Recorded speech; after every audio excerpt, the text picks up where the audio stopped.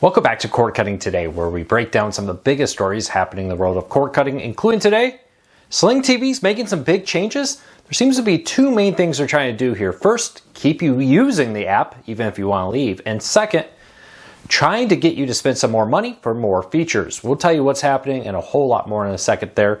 Also, another massive data breach. This time, it could give away a lot more than just your social security number.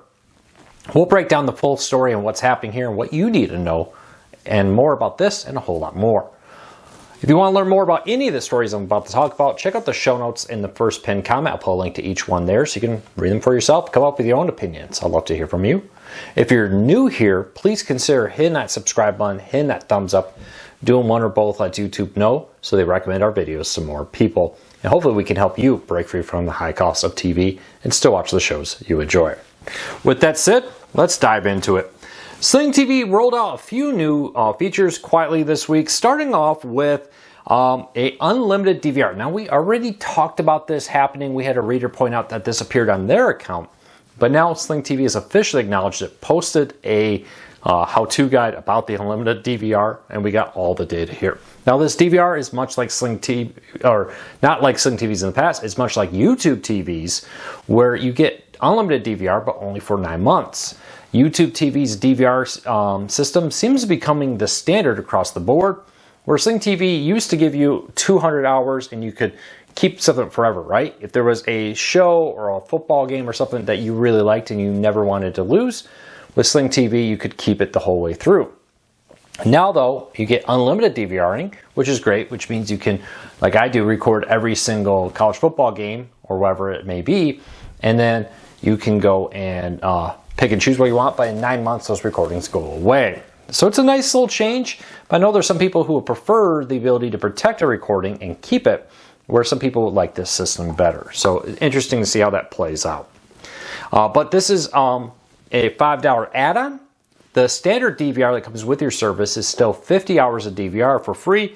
That does not expire with that, so you can record something and keep it forever, for example, up to 50 hours. The other big change is they're trying to convince people to stay subscribed. They have this new Pause Extra feature, so if you try to cancel Sling TV, they're offering you something called Pause Extra. Now, with this, you get a bunch of things. For example, you get all the Sling free stream content. This is their free ad-supported streaming service, but you get an unlimited DVR, which means you can actually record those free streaming channels, a movie that appears on them or something, which is something most free ad-supported streaming services do not offer. The other thing that they offer is free AMC Plus with this. If you subscribe to the Pause Extra, you get AMC Plus. It's normally $9.99. With that, you're still in their rewards program, so you're still earning stuff. And there's a cost for this, though. For $5 a month, you get all this. You get AMC Plus, you get the unlimited DVR, and of course, you get all the free channel streaming. Now, one thing they say, though, if you subscribe to that, you pay the $5 a month, you get the AMC Plus and all this. If you resubscribe, you get a credit. So if you subscribe for 1 month to it and then go back, you get a $5 credit. If you do it for 2 months, you get a $10 credit, for example. So pretty nice little feature there that they are offering with it. Will this keep people paying Sling TV a little bit of money, using Sling TV? I think one of the things they're hoping here is that you'll continue to use Sling TV. And then when you decide, hey, you know, football season's coming on, I want to get ESPN again. I have an antenna for my locals. Let's get ESPN, that you'll go to Sling TV for it because you're already in the app, using the app, paying them some money with it, and you get that little credit if you go back to the full service. Will this pay off? Will it not? Leave me a comment. What do you think about the Pause Extra feature, where for $5 a month you get a bunch of features and then you get a credit when you eventually, hopefully, I think this is what they're hoping, that you eventually return to Sling TV. Leave me a comment. Let me know what you think.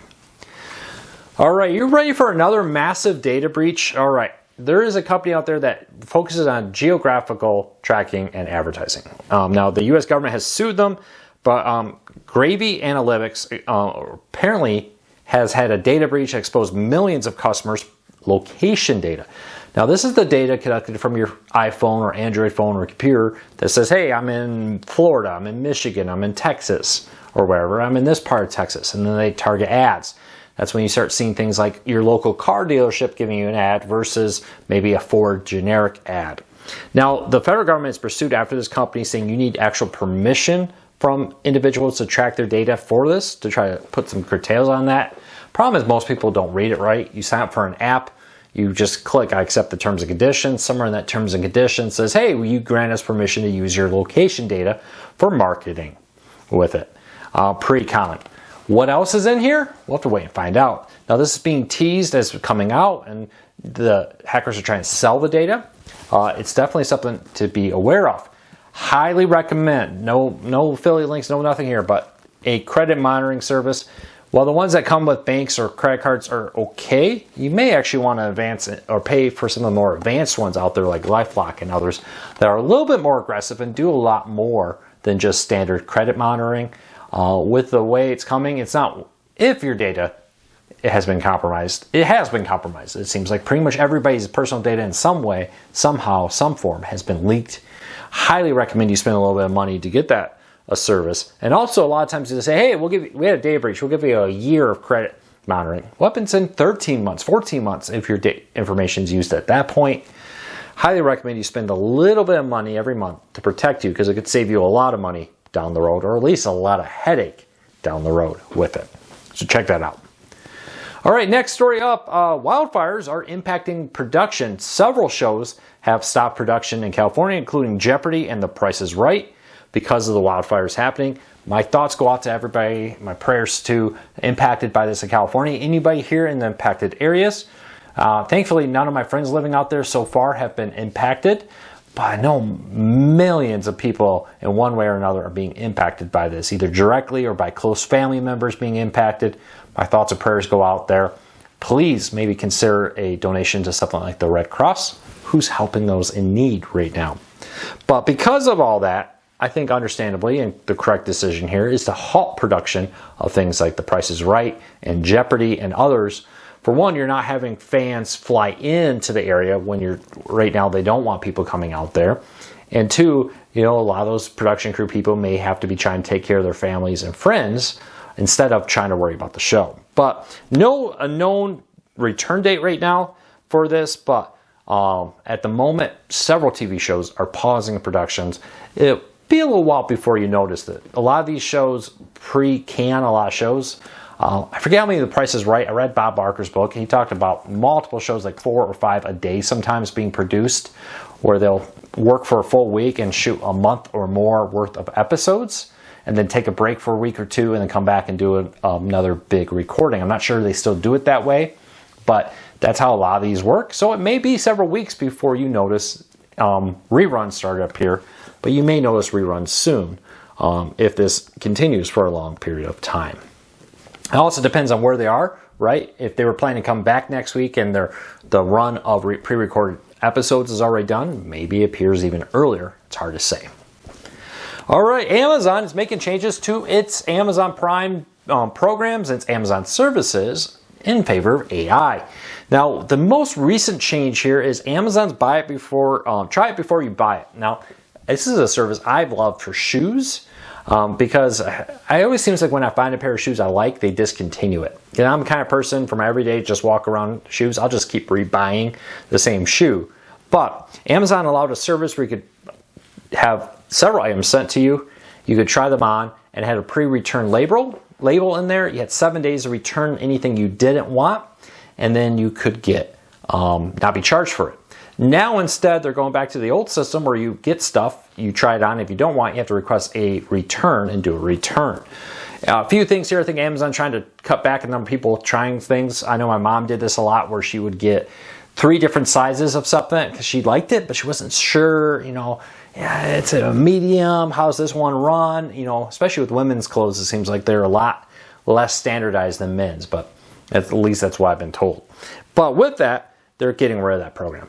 They say instead they're developing AI that will, based on your buying trends for stuff you've bought in the past and kept, will give you recommendations for the recommended size and type to buy. Now, I've actually seen this. I've seen pop-ups on ones for shirts and different things that says, based on previous purchases, we recommend a large or a medium. I'm the kind of person that sometimes in some I'm a medium, sometimes I'm a large. It kind of goes back and forth too, depending on how my weight is going. So, but interesting. It's another change to the Amazon Prime. Why is that related to cord cutting? Very simple. And there's an active war between Amazon and Walmart. And cord cutting is a big part of it. They want you to subscribe to either Walmart Plus or Amazon Prime. Services, and they seem to be trying to find the right balance of services. Both of them offer video, for example. They both want you to subscribe to use video. You get things like Walmart Plus offering Paramount Plus for free and select ad-free Pluto TV content. Amazon, of course, has Amazon Prime Video. The list goes on. They seem to be trying to do check marks. You know what? Walmart offers a gas discount. Amazon starts doing it. Amazon starts doing this. Walmart starts copying it. The list goes back and forth. Interesting to see right in the middle of the battle that they're dropping a feature of the service. Was it important to you? Do you ever use it? Do you consider when you subscribe to stuff like Walmart Plus or Amazon Prime, hey, well, with Amazon Prime I get Prime Video, but with Walmart I get Paramount Plus? Is that something you consider? I'll be honest, it has for me. All right, and last story of the day. The Atlanta Braves announced a free over-the-air TV deal that will bring some of its spring games free over there with an antenna. Now with this, they partner with Gray Media to air a bunch of their preseason games out there starting in late February. Yes, we're a month and a half from spring baseball starting. Is that just not seem right? Leave me a comment, let me know. It's hard to believe we're already almost halfway into January. But with this, we are seeing more and more sports teams go to over-the-air networks, either full-time or part-time.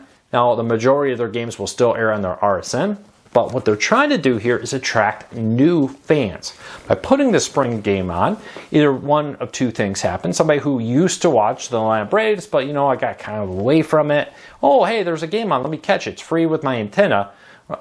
Watch a game or two. Oh, hey, you know what? Maybe I'll get the MLB Pass, or maybe I'll subscribe to whatever streaming service has it, depending on where I live out there.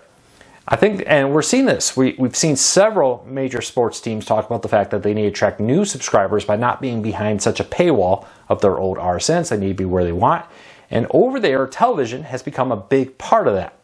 We'll have to keep a very close eye on this, but look for this to become a trend. It's already becoming a trend with a growing number of teams offering their content free, either all their games or some of the games with an antenna. I think when someday we're going to see some of these games free with a streaming service too, in order to try to attract new subscribers. Keep an eye on it. I think we're going to see more of this in the future. Let me know if it impacts you. I do think it's good for teams to be where people are and be more accessible. Leave me a comment. Let me know what you think. All right, that's it for today. I hope you have a fantastic day.